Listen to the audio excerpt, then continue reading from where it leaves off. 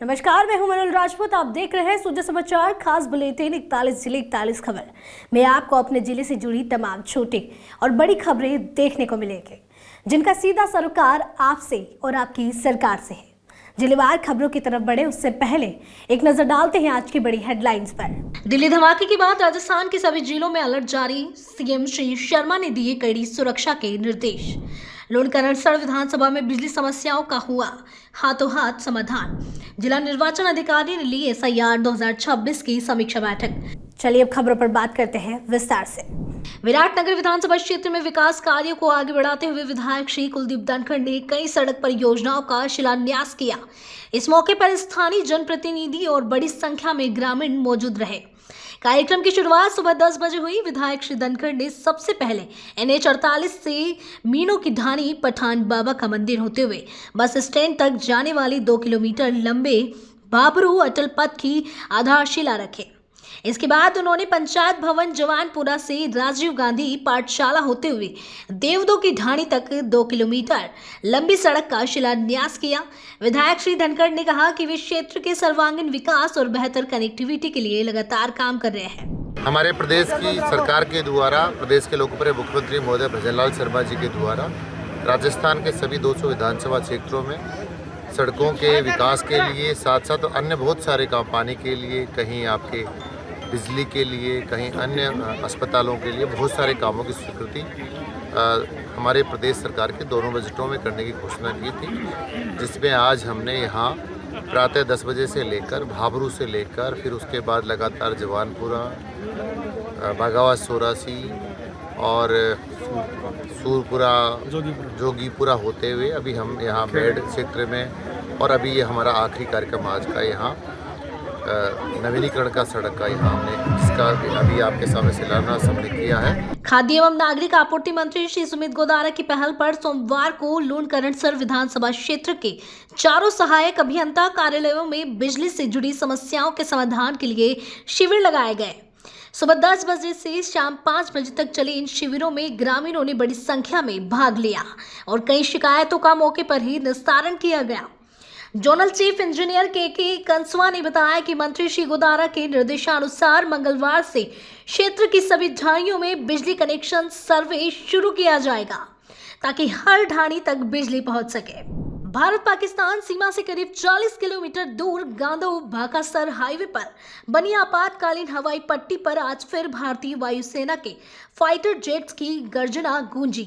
Operation सिंदूर के बाद चल रहे युद्धाभ्यास त्रिशूल के तहत वायुसेना के जगुआर और सुखोई 30 MKI जैसे आधुनिक फाइटर विमानों ने करीब 1.5 घंटे तक हवाई करतब और इमरजेंसी लैंडिंग का अभ्यास किया। अभ्यास के दौरान पूरे हाईवे को आम लोगों के लिए बंद रखा गया। यह 3 किलोमीटर लंबी और 33 मीटर चौड़ी हवाई पट्टी भारतमाला परियोजना के तहत बनाई गई थी, जिसका उद्घाटन वर्ष 2021 में रक्षा मंत्री श्री राजनाथ सिंह और केंद्रीय मंत्री श्री नितिन गडकरी ने किया था।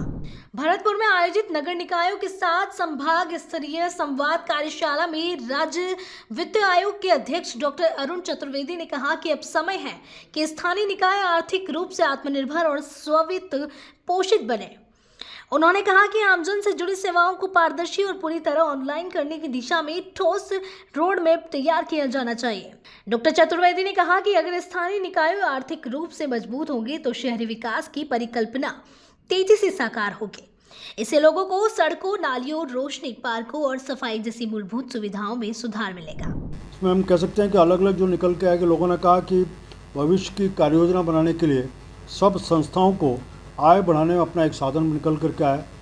अपने खर्चों को हम कैसे कर सकते हैं उसके ऊपर, जैसे हम कहने के लिए कि हम बिजली के लाइट अभी जो हम बिजली विभाग से लेते हैं, स्ट्रीट लाइट और पार्कों की लाइट, उसको सोलर सिस्टम पर ला सकते हैं कि इसके माध्यम से अपने खर्चों को कम करें और उनको कहीं और उस पैसे को लगाने की बात करें।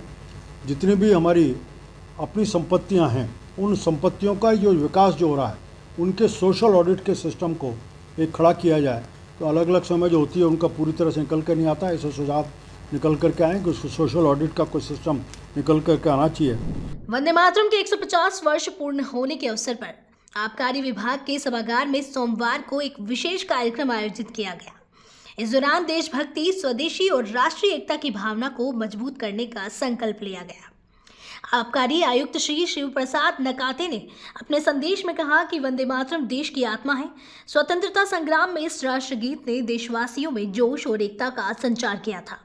उन्होंने कहा कि आज के समय में भी हमें राष्ट्रीयता की भावना के साथ स्वदेशी को अपनाते हुए सशक्त भारत के निर्माण में योगदान देना चाहिए। दिल्ली में लाल किले के पास कार में हुए बम धमाकों के बाद पूरा राजस्थान हाई अलर्ट मोड पर आ गया है। सुरक्षा एजेंसियों ने राज्य भर में चौकसी बढ़ा दी है। अजमेर में सूफी संत ख्वाजा गरीब नवाज की दरगाह के बाहर हथियार बंद आरएसी के जवानों को तैनात किया गया है। दरगाह में आने जाने वाले श्रद्धालुओं की सघन जांच की जा रही है। इसी तरह अजमेर रेलवे स्टेशन पर भी सुरक्षा कड़ी कर दी गई है। जीआरपी और आरपीएफ पुलिस ने संयुक्त रूप से चेकिंग अभियान चलाया। यात्रियों के सामान और संदिग्ध व्यक्तियों की जांच डॉग स्क्वाड और मेटल डिटेक्टर की मदद से की जा रही है। दिल्ली ब्लास्ट को देखते हुए हमारे पीएचक्यू से आदेश है कि रेलवे स्टेशन पे सघन सुरक्षा व्यवस्था चेकिंग अभियान चलाया जाए। तो हमारे एडी साहब रेलवे, आई साहब रेलवे, श्रीमान एफ साहब रेलवे के आदेश अनुसार अभी पूरी रात भर हमारा चलेगा ये सघन चेकिंग अभियान। प्लेटफॉर्म पे कर रहे हैं, यात्रियों को अलर्ट कर रहे हैं। पार्किंग एरिया में जो भी व्हीकल्स आ रहे हैं उनको साथ में हमारे जीआरपी का स्टाफ प्लस आरपीएफ के डीएससी साहब श्रीमान के नेतृत्व में पूरा आरपीएफ का स्टाफ है, डॉग स्क्वाड है। सघनता से पूरा गहनता से चेकिंग की जा रही, बिल्कुल अलर्ट है और बिल्कुल सभी यात्री सुरक्षित रहे, ये हमारी काम है। राष्ट्रगीत वंदे मातरम के 150 वर्ष पूर्ण होने के उपलक्ष्य में जयपुर शहर देशभक्ति की भावना से सराबोर नजर आया। नागरिकों में स्वदेशी एकता और राष्ट्र प्रेम की भावना को सुदृढ़ करने के नागरिकों में स्वदेशी एकता और राष्ट्र प्रेम की भावना को सुदृढ़ करने के उद्देश्य से नगर निगम जयपुर के विभिन्न जोन क्षेत्रों में वंदे मातरम 150 एवं स्वदेशी संकल्प कार्यक्रम का आयोजन किया गया। कार्यक्रम के तहत शहरवासियों ने प्रभात फेरी, श्रमदान और स्वदेशी संकल्प शपथ जैसे आयोजनों में बढ़ चढ़कर हिस्सा लिया। प्रभात फेरी के दौरान नागरिकों ने वंदे मातरम का जय घोष करते हुए पूरे शहर में देशभक्ति का संदेश फैलाया। मतदाता सूचियों के विशेष गहन पुनरीक्षण कार्यक्रम की प्रगति की समीक्षा को लेकर जिला निर्वाचन अधिकारी श्री पीयूष समारिया ने बैठक ली। बैठक में बताया गया कि 4 नवंबर से अब तक बीएलओ द्वारा 5,43,499 गणना प्रपत्र वितरित किए जा चुके हैं। जिला निर्वाचन अधिकारी ने मतदाताओं से ऑनलाइन गणना प्रपत्र भरने की अपील करते हुए कहा कि ऑनलाइन आवेदन करने के लिए मतदाता का मोबाइल नंबर ईपिक से लिंक होना आवश्यक है। उन्होंने बताया कि मतदाता ऑनलाइन फॉर्म 8 भरकर ई रोल्स में मोबाइल नंबर लिंक कर सकते हैं। जो मतदाता ऑनलाइन गणना प्रपत्र भरेंगे उन्हें बीएलओ द्वारा दिए गए ऑफलाइन प्रपत्र भरने की आवश्यकता नहीं होगी। 27 अक्टूबर को भारत निर्वाचन आयोग ने एसआईआर की घोषणा की है। इसी कड़ी में राजस्थान स्टेट में और कोटा जिले में भी एसआईआर की गतिविधियां प्रारंभ हो चुकी हैं और मुख्य रूप से 4 नवंबर को एन्यूमरेशन फॉर्म्स का वितरण घर घर बीएलओस के माध्यम से किया जा रहा है। And at the same time मैं कहना चाहूँगा कि इसकी एक ऑनलाइन सुविधा भी है। अगर आप वोटर हैं सामान्य रूप से कोटा में किसी भी कॉन्स्टिट्यूंसी में, कोटा जिले की किसी भी कॉन्स्टिट्यूंसी में अगर आप वोटर हैं तो आप voters.eci. उस पर जाके अपना वोटर लिस्ट में नाम वेरीफाई कर सकते हैं। इसमें आप क्रॉस चेक कर सकते हैं कि आपका पहले 2002 की जो एसआईआर हुई थी, जो एक्टिविटी हुई थी, उसमें भी आपका या आपके किसी परिजन का नाम है।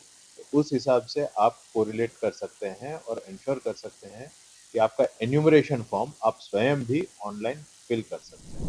बीकानेर के सरदार पटेल मेडिकल कॉलेज के ट्रॉमा सेंटर में मुख्यमंत्री आयुष्मान आरोग्य योजना के तहत एक 7 वर्षीय बच्चे की जटिल प्लास्टिक सर्जरी सफलतापूर्वक की गई।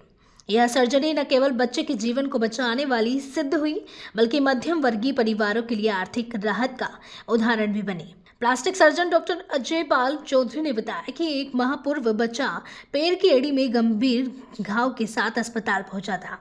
जांच में पाया गया कि एड़ी की हड्डी के ऊपर का मांस पूरी तरह से नष्ट हो चुका था और हड्डी खराब होने का खतरा था। यदि समय पर ऑपरेशन नहीं होता तो पैर काटना पड़ता और बच्चा आजीवन अपंग हो सकता। हमारे पास एक 7 साल का बच्चा जो पोस्ट ट्रॉमा एक्सीडेंट के बाद उसकी एंकल बोन पे डिफेक्ट हो गया था। उसके बाद उसकी calcaneum and lower end of tibia जो बोलते हैं, हड्डी होती है नीचे अपने, वो दिखने लगी थी उसकी। तो बच्चे के परिजन उसको पीवी हॉस्पिटल लेके आए और हमने उसको माँ योजना के अंतर्गत उसको भर्ती किया पेशेंट को एंड प्लान किया उसको कि टाइम लगेगा ऑपरेशन के अंदर, बट इसका टाइम जो मैनेज करके जो हमारे पास स्टाफ है और प्रिंसिपल साहब ने, अधीक्षक साहब ने जो सुविधाएं दे रखी है उसके हिसाब से आप ऑपरेशन करेंगे अच्छे से। बच्चे का एक ऑपरेशन हमने 1 महीने पहले कर दिया था, उसमें फ्लैप लगा के हमने उसको बोन को कवर किया। अभी 3 दिन पहले उस फ्लैप को डिवीज़न एंड इंसेट ऑफिस से कर दिया है। अब बच्चे की एंकल भी पूरी तरह से बन चुकी है एंड बच्चा उम्मीद करते हैं कि 5 से 7 दिन बाद जब सूचर उसके निकाल देंगे तो अपने पाँव पे चल पाएगा। अपने सुपर स्पेशलिटी ब्लॉक के अंदर प्लास्टिक सर्जरी विभाग के अंदर पोस्ट ट्रॉमेटिक ऑन्कोलॉजी के संबंधित जो भी रिकन्स्ट्रक्शन है, जब बच्चों के जो जन्मजात विकृति के साथ बच्चे पैदा होते हैं वो ऑपरेशन भी हम संसाधन मिलने के साथ साथ शुरू कर पाएंगे। और आप सभी का बहुत धन्यवाद। माँ योजना के अंतर्गत आप भी इन योजनाओं का लाभ उठाएं। आज हम खड़े हैं पीबीएम अस्पताल के सुपर स्पेशलिस्ट ब्लॉक में, जहां पर शल्य विभाग है पीडियाट्रिक का। वहाँ एक बच्चे का जटिल ऑपरेशन किया गया है और कहा जा रहा है कि बीकानेर में पहला ऑपरेशन हुआ है। ऑपरेशन इस मायने में पहला है कि जो प्लास्टिक सर्जरी है वो पहले यहाँ पर हो नहीं रही थी। बीकानेर में पहली बार सुपर स्पेशलिस्ट ब्लॉक में यह प्लास्टिक सर्जरी से सफल ऑपरेशन किया गया।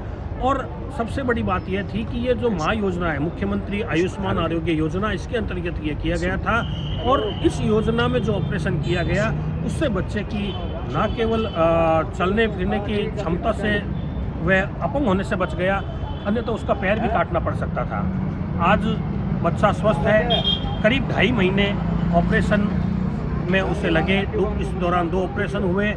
बड़ी गहन इकाई में रखा गया, सुरक्षित जगह पर निरंतर उसकी देखभाल की गई। परिणाम स्वरूप आज वह चलने फिरने के काबिल हो गया है और उसे आज अस्पताल से डिस्चार्ज किया जा रहा है। यह राज्य सरकार की, यहाँ के चिकित्सकों की एक बड़ी उपलब्धि है। और सबसे बड़ी बात यह है कि जो माँ योजना है, मुख्यमंत्री आयुष्मान आरोग्य योजना, ये इस योजना ने एक बार फिर साबित कर दिया है कि यह गरीब और कमज़ोर वर्ग के लिए वरदान है। मैं सुजस राजस्थान के लिए नरेश मारू। भरतपुर जिले में भारत निर्वाचन आयोग के निर्देशानुसार विशेष गहन पुनरीक्षण कार्यक्रम 2026 के तहत मतदाता सूची के पुनरीक्षण कार्य को तेज गति से आगे बढ़ाया जा रहा है। इस संबंध में भरतपुर जिला कलेक्टर सभागार में उप जिला निर्वाचन अधिकारी श्री घनश्याम शर्मा की अध्यक्षता में विभिन्न सामाजिक एवं व्यापारिक संगठनों के प्रतिनिधियों की बैठक आयोजित हुई। उप जिला निर्वाचन अधिकारी ने बताया कि यह अभियान 4 दिसंबर तक संचालित रहेगा। उन्होंने सामाजिक संगठनों से अपील की कि वे अपने समाज के प्रत्येक मतदाता तक जानकारी पहुंचाएं और उन्हें गणना प्रपत्र सही ढंग से भरने में सहयोग दें। आयोग के निर्देशों की पालना में श्रीमान जिला निर्वाचन अधिकारी के निर्देशानुसार आज विभिन्न व्यापारी संगठनों, सामाजिक संगठनों के प्रतिनिधियों की आज श्रीमान उप जिला निर्वाचन अधिकारी एवं अतिरिक्त जिला कलेक्टर की अध्यक्षता में आज एक बैठक आयोजित की गई। उस बैठक में सभी को अधिक से अधिक मतदाता सूची में शुद्धिकरण जो अब काम चल रहा है उसके प्रचार प्रसार हेतु और सभी का सम्मान प्रदान करने के लिए भी लोगों को आज यहाँ बैठक ये आयोजित की गई। उसमें जो गणना प्रपत्र है उसके बारे में विस्तार से यहाँ बताया गया और अधिक से अधिक श्रीमान उप जिला अधिकारी ने कहा कि जो बीएलओ आपके घर आएंगे उनको जो 2002 गत जो एसआईआर हुआ था 2002 में, उसमें वोटर लिस्ट में उसके पापा का या दादा दादी का नाम यदि उसमें है तो उसकी भाग संख्या, क्रम संख्या, विधानसभा संख्या, उसको वो उनके आते ही, बीएलओ के आते ही उसको उपलब्ध कराएं। साथ ही एक पासपोर्ट साइज का जो कलर फोटो है बीएलओ के आते ही उनको उसको उपलब्ध कराएं, जिससे सही समय, जो निर्धारित समय हमारा गणना प्रपत्र वितरित करने का और संकलित करने का, वो 4 नवंबर से और 4 दिसंबर तक है। रैणी क्षेत्र के ग्राम परबेनी स्थित यज्ञशाला में सोमवार की देर शाम भगवान बिरसा मुंडा की 150वीं जयंती पर जनजातीय स्वाभिमान महोत्सव का भव्य आयोजन हुआ। कार्यक्रम में भारत सरकार की वन एवं पर्यावरण मंत्री श्री भूपेंद्र यादव मुख्य अतिथि के रूप में पहुंचे। इस अवसर पर मंत्री श्री यादव ने परबेनी में बनने वाले चिड़ियाघर की भूमि पर फावड़ा चलाकर मुहूर्त किया और परियोजना कार्य का शुभारंभ किया। अपने संबोधन में मंत्री श्री भूपेंद्र यादव ने कहा, भगवान बिरसा मुंडा न केवल जनजातीय समाज के स्वाभिमान के प्रतीक हैं, बल्कि वह पूरी भारतीयता के प्रतीक हैं। उनका जीवन हमें देशभक्ति, संघर्ष और आत्मसम्मान का संदेश देता है। भादरक कस्बे में सोमवार को राष्ट्रगीत वंदे मातरम के 150 वर्ष पूर्ण होने के उपलक्ष्य में गांधी पार्क में ब्लॉक स्तरीय कार्यक्रम का आयोजन किया गया। कार्यक्रम की अध्यक्षता तहसीलदार श्री धर्मेंद्र जांदू ने की, जबकि मुख्य अतिथि विधायक श्री संजीव बेनीवाल रहे। मुख्य अतिथि विधायक श्री संजीव बेनीवाल ने कहा कि राष्ट्रगीत वंदे मातरम हमारे देश की आत्मा का प्रतीक है। इसके 150 वर्ष पूरे होने पर यह कार्यक्रम देशभक्ति और राष्ट्रीय एकता की भावना को सुदृढ़ करने का माध्यम है। उन्होंने इस अवसर पर उपस्थित सभी कर्मचारियों और नागरिकों को स्वच्छता की शपथ भी दिलाई। वंदे मातरम एक केवल गीत ही नहीं है, एक अपने अंदर एक आंदोलन समेटे हुए है। सबसे पहले क्या है, बंकिम चंद्र चट्टोपाध्याय जो थे, उन्होंने आनंद मठ के अंदर एक उपन्यास लिखा था, उसके अंदर इस गीत को लिखा गया था। और 1872 से लेकर आज तक भारत देश के अंदर ये सबसे प्रमुख गीत में है, क्योंकि उसमें ये जो गीत था, ये उस टाइम सन्यासी एक विद्रोह हुआ था अंग्रेजों के विरुद्ध में। वहाँ से लेकर अपना चाहे स्वतंत्रता संग्राम जो गांधी जी के नेतृत्व में चला हो, या क्रांतिकारी जितने भी, चाहे भगत सिंह, राजगुरु, सुखदेव और जो ज्ञात व अज्ञात सभी क्रांतिकारियों के अंतर्मन की आत्मा का स्वर जो है वो वंदे मातरम में था।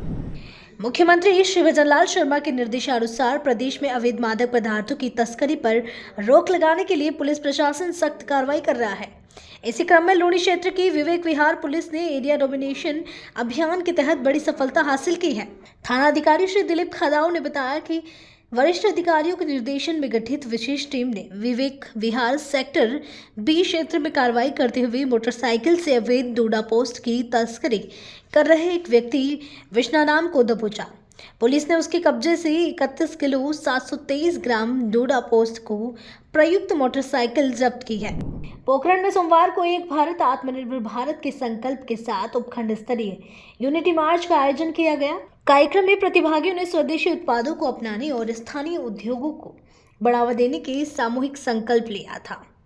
साथ ही सभी ने एक स्वर में राष्ट्र की एकता, अखंडता और आत्मनिर्भर भारत के निर्माण के लिए योगदान देने का प्रण लिया। कार्यक्रम के समापन अवसर पर अधिकारियों ने कहा कि स्वदेशी अपनाना ही सच्चे अर्थों में आत्मनिर्भर भारत की दिशा में सबसे बड़ा कदम है। बयाना विधानसभा क्षेत्र के निवासियों के लिए बड़ी राहत की खबर है। हाल ही में मानसून के दौरान हुई अतिवृष्टि और पांचना व बंद बरेठा बांध से छोड़े गए पानी के कारण गंभीर नदी का जलस्तर बढ़ गया, जिससे क्षेत्र की कई पुलियाएं क्षतिग्रस्त हो गई थी।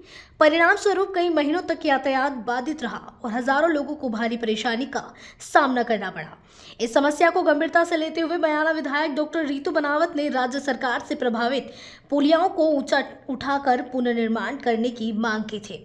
उनकी इस पहल पर मुख्यमंत्री श्री भजनलाल शर्मा ने त्वरित कार्रवाई करते हुए बयाना विधानसभा क्षेत्र की प्रमुख पुलियाओं के निर्माण के लिए राशि स्वीकृत की है। मुख्यमंत्री ने बयाना शमशान घाट से थाना डांग पुलिया, चहल पुलिया और रूपवास उपखंड की देवरी नया गांव पुलिया के लिए 1-1 करोड़ रुपए तथा पांडरी पुलिया के लिए 50 लाख रुपए की स्वीकृति प्रदान की है। जो पांचना का पानी और बंद बारेठा का पानी जो छोड़ा गया था, जिसके कारण से हमारे क्षेत्र की कई पुलियाओं का हालत ख़राब हो गई थी, पूरी तरह ध्वस्त हो गई थी। और इस हेतु मेरा लगातार प्रयास रहा राज्य सरकार से कि इनके लिए इनको पुलियाओं को ऊंची कराया जाए, और जिससे कि यहाँ पर लोगों को आवागमन के हिसाब से कोई परेशानी नहीं हो आगे आने वाले समय में। और इन प्रयासों को देखते हुए, मेरे प्रयासों को देखते हुए राज्य सरकार ने भी अपनी सहमति प्रदान करी और बजट सेंक्शन किया, जिसमें चहल की पुलिया, थानाडांग की पुलिया, देवरी और पांडरी, इन 4 पुलियाओं के लिए बजट सेंक्शन किया गया, जिसमें 3 पुलिया चहल, थानाडांग और देवरी की पुलिया के लिए 1-1 करोड़ और पांडरी की पुलिया के लिए 50 लाख रुपए का बजट स्वीकृत किया गया। मैं समस्त जनता जनार्दन की ओर से राज्य सरकार का धन्यवाद ज्ञापित करती हूँ, आदरणीय भजनलाल शर्मा साहब का, मुख्यमंत्री राजस्थान सरकार। उदयपुर में शुरू हुआ एग्रीकल्चर एवं लाइव स्टॉक इंटरप्रेन्योरशिप पर राष्ट्रीय सम्मेलन ग्रामीण भारत की कृषि और पशुधन आधारित उद्यमिता को नई दिशा देने की पहल के रूप में देखा जा रहा है। होटल ताज रावली में आयोजित इस 3 दिवसीय सम्मेलन का शुभारंभ कृषि एवं ग्रामीण विकास मंत्री डॉक्टर किरोड़ी लाल मीणा ने किया। सम्मेलन में देश भर से आए विशेषज्ञों, नीति निर्माताओं, उद्यमियों और स्वयं सहायता समूहों की महिलाओं ने भाग लिया। इस मंच का उद्देश्य ग्रामीण उद्यमों को व्यावसायिक दृष्टि से मजबूत करना और महिलाओं को आत्मनिर्भर बनाना है, ताकि गांवों में टिकाऊ आर्थिक विकास का मार्ग प्रशस्त हो सके। ये जो महिलाओं के सेल्फ हेल्प ग्रुप बने हैं, जो करीबन 2011 में इसका सोसाइटी एक्ट में नोटिफिकेशन हुआ और अपने राजस्थान में उसको राजविका कहते हैं।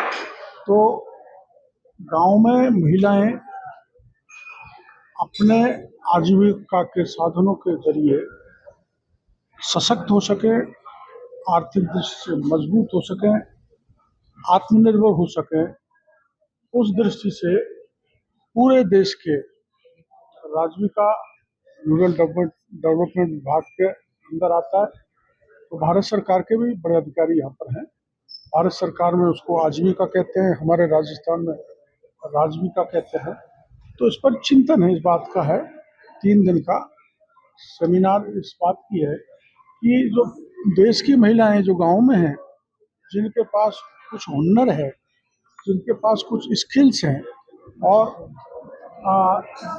अलग अलग स्थानों पे जो अलग अलग चीज़ें हैं उनका उत्पाद बनाएं और उनकी ब्रांडिंग करें, पैकेजिंग करें और उनको बाजार में बेचें। यहाँ तक का प्रोविज़न है कि उनको एक्सपोर्ट भी करने का प्रावधान है। कई ऐसे सेल्फ हेल्प ग्रुप हैं बड़े, और हमारे यहाँ राजस्थान में 4.25 लाख सेल्फ हेल्प ग्रुप हैं। आज ये वर्कशॉप जो राजीविका और भारत सरकार का जो ग्रामीण विकास मंत्रालय है उसके दोनों के समन्वय से आयोजित हो रहा है और हमने इस तरह का नेशनल सेमिनार करीब 2 साल बाद आयोजित किया है और इस साल वो उदयपुर में हो रहा है। यहाँ सभी जो राज्य हैं भारत के वो उनमें से लोग आए हुए हैं, सभी ऑफिसर्स आए हुए हैं और भारत सरकार की पूरी टीम आई हुई है। तो यहाँ विशेष तौर पे राजीविका में किस तरह से हमारी महिलाएं जो हैं उनका इनकम जनरेशन हो सकता है, उस पर चर्चा होगी और विशेष तौर पे जो लखपति दीदी हमारी हैं उन पर हम इसमें विचार विमर्श करेंगे कि अब जैसा आपने प्रेजेंटेशन में देखा कि 3 करोड़ लखपति दीदी हम बनाने जा रहे हैं, तो आगे हमें क्या कदम उठाने चाहिए, क्या स्टेप्स लेने चाहिए और उसमें एक्सपीरियंस शेयरिंग भी होगी कि जैसे हमने महिला बैंक बनाया हुआ है तो अन्य कोई राज्य हमसे सीखे या किसी और ने कोई नवाचार किया है तो उनसे हम सीखे। तो इसलिए आज का जोधपुर में डॉक्टर सर्वपल्ली राधाकृष्णन राजस्थान आयुर्वेद विश्वविद्यालय में कुलगुरु प्रोफेसर गोविंद सहाय शुक्ल की अध्यक्षता में एक समीक्षा बैठक आयोजित की गई। University college of naturopathy and yogic sciences में हुई इस बैठक में महाविद्यालय के शैक्षणिक विभागों और संजीवनी योग नेचुरोपैथी चिकित्सालय के चिकित्सकों ने भाग लिया। बैठक में शैक्षणिक अनुसंधान और चिकित्सा गतिविधियों की समीक्षा के साथ भविष्य की दिशा तय की गई। कुलगुरु ने संस्थान को राष्ट्रीय स्तर के मॉडल के रूप में विकसित करने के निर्देश दिए और आगामी राष्ट्रीय प्राकृतिक चिकित्सा दिवस की तैयारियों का भी जायजा लिया। भिलवाड़ा जिले के शाहपुरा में मंगलवार को आरएएस अधिकारी श्री प्रकाश चंद्र रेगर ने अतिरिक्त जिला मजिस्ट्रेट का पदभार संभाला। पदभार ग्रहण करने से पहले उन्होंने भिलवाड़ा कलेक्टर से शिष्टाचार मुलाकात की। पदभार संभालने के बाद मीडिया से बातचीत में एडीएम श्री प्रकाश चंद्र रेगर ने कहा कि सरकारी योजनाओं की प्रभावी क्रियान्विति और जनसुनवाई उनकी शीर्ष प्राथमिकता रहेगी। उन्होंने कहा कि कानून व्यवस्था को बनाए रखने के लिए प्रशासन और पुलिस के बीच समन्वय को और मजबूत किया जाएगा। वे विकास कार्यों की प्रगति की नियमित समीक्षा कर जनता को त्वरित और पारदर्शी प्रशासन देने के लिए प्रतिबद्ध रहेंगे। राज्य सरकार की जो फ्लैगशिप स्कीम्स है उनको टेकअप करेंगे। जिला कलेक्टर महोदय के निर्देशानुसार उनके मार्गदर्शन में जो भी स्कीम चल रही है उनमें अच्छी प्रगति लाने का पूरा प्रयास रहेगा। और सरकार के जो भी काम हैं उनको संवेदनशीलतापूर्वक जो अधीनस्थ हमारे अधिकारी हैं उनके मार्फत आदमी के लिए हमेशा दरवाजे खुले रहेंगे। उनकी जो विधि सम्मत जो भी काम है उनको करवाने का पूरा प्रयास किया जाएगा। किसी प्रकार का कोई विलंब नहीं हो, ये हमारा पूरा प्रयास रहेगा। मंडावा के सेठ श्री डेडराज ढांडनिया राजकीय उच्च माध्यमिक विद्यालय में बाल संसद की चुनाव उत्साहपूर्ण माहौल में संपन्न हुआ। इस दौरान विद्यार्थियों ने मतदान और मतगणना की पूरी प्रक्रिया को प्रत्यक्ष रूप से समझा। चुनाव आयोग की कार्यप्रणाली को जानने के उद्देश्य से आयोजित इस कार्यक्रम में विद्यार्थियों ने लोकतंत्र की बारीकियों को व्यवहारिक रूप से अनुभव किया। चुनाव पीठासीन अधिकारी संगीता नायक समेत पूरी टीम ने चुनाव की पारदर्शिता सुनिश्चित की। 142 वोट पड़े, जिसमें प्रधानमंत्री पद के लिए भवानी यादव 14 वोटों से विजयी रहे। कार्यक्रम में प्रधानाचार्य श्री पवन कुमार शर्मा ने सभी को लोकतंत्र की भावना से जुड़ने का संदेश दिया। 10 नवंबर 2025 को सेठ डेढ़राज ढांडनिया राजकीय उच्च माध्यमिक विद्यालय में नवाचार करने हेतु बच्चों में बाल संसद का गठन किया गया, जिसमें मतदान प्रक्रिया पूरी तरह निर्वाचन आयोग की तरह की गई। Shri Ranveer Budania polling officer first, Shri Nikita ji व्याख्याता polling officer second, Shrimati Maya Sharma lab assistant polling third और पीआरओ की भूमिका में यथावत प्रिंसिपल संगीता जी ने रहे। और इससे बच्चों में लोकतांत्रिक मूल्यों का विकास करने के लिए, बच्चे में नेतृत्व क्षमता को विकसित करने के लिए ये नवाचार किया। संगीता नायक उप प्रधानाचार्य पद पर कार्यरत हूँ श्री राजकीय उच्च माध्यमिक विद्यालय मंडावा में। आज हम लोगों ने बाल संसद के नवाचार के रूप में एक मतदान प्रक्रिया का संपन्न करवाया है।